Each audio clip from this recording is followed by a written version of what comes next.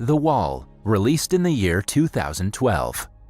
At the movie's beginning, we're introduced to a woman traveling to a lonely hunting lodge in the Austrian Alps with her two companions, Hugo and Louise, and their beloved dog, Lynx.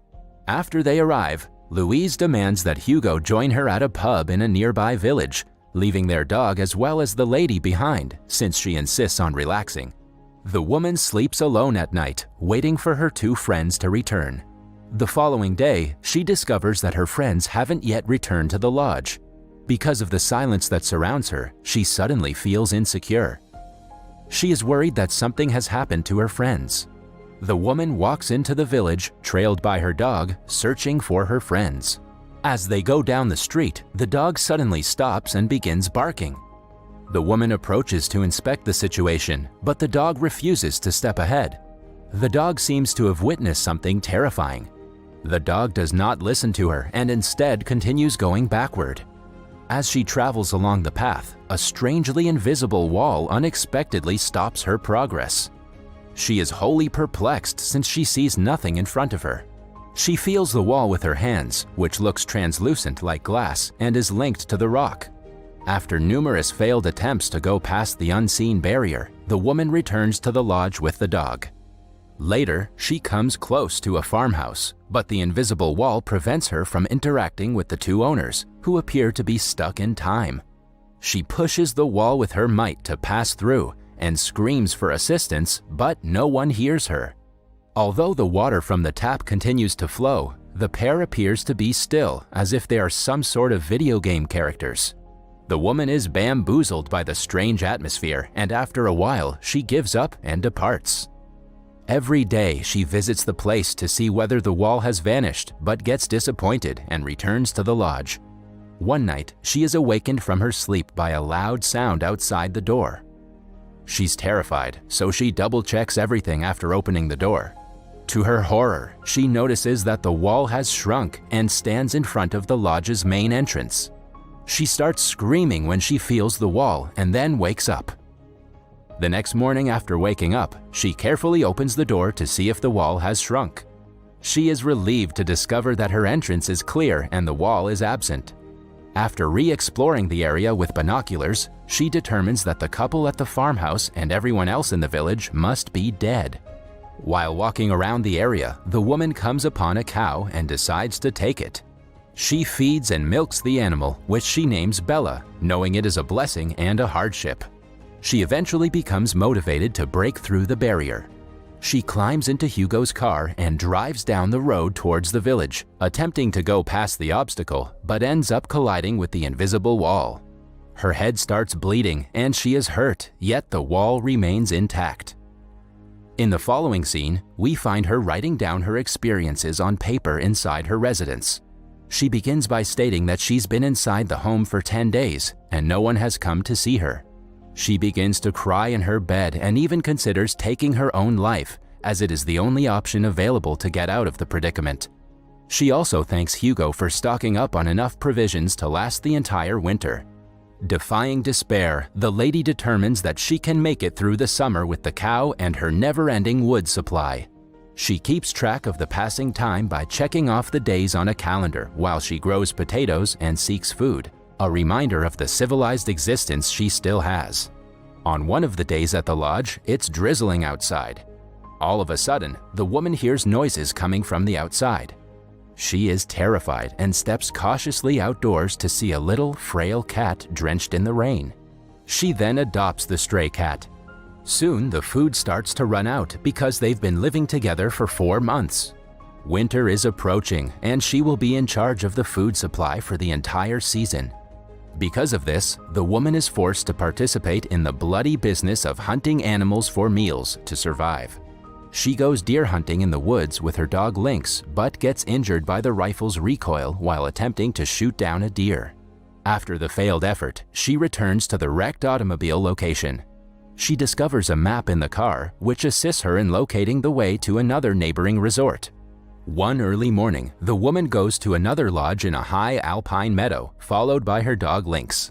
The woman is transformed by the experience, which is soothed by the beautiful summer sun, the lovely highlands, and the peaceful sounds of birds. She spots a truck hauling timber within the forest and approaches it gently. She expects to see someone there, but the glass-like barrier prevents her from doing so. Instead of getting annoyed, the woman just responds with a calm grin and returns. After some trekking, she discovers a lodge and explores it to bring some important stuff with her. She wants to sit in the sun with lynx at her feet and a bird circling above the sky, but she needs to return to the lodge to feed Bella. She shoots a deer on her way back to the lodge and expresses guilt for doing so. At night, she is terrified of the lightning and thundering while it rains. She shuts her eyes and sleeps on the opposite side. In the morning, she hears a strange noise coming from within a cabinet. When she gets close to the cabinet, she discovers that the cat has given birth to a frail white kitten. The woman names the newborn white cat Pearl since it is white and gorgeous.